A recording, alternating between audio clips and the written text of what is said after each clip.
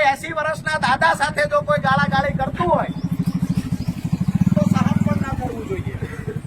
આ તાલુકાને ગુલામ બનાવવાના પ્રયત્નો વર્ષોથી થાય છે.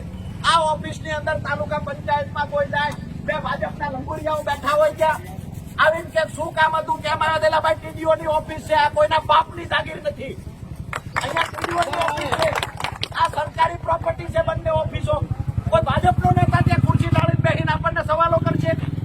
અત્યાર સુધી હલાવી લીધું, હલાવવાનું નથી. જેને જે તૈયારીથી લડવું હોય એ તૈયારીથી લડવા માટે અહીંયા આવ્યા છીએ. કાયદાકીય લડવું હોય તોય તૈયારી છે, અને બીજી કોઈ ખંડવાડ હોય તોય તૈયારી છે અમારી ટીમની. મતલબ એવો નથી કે તમે ગમે એને ડંફાસો મારશો, ગમે એને દબાવશો અને અમે તમારું સહન કરી લઈશું.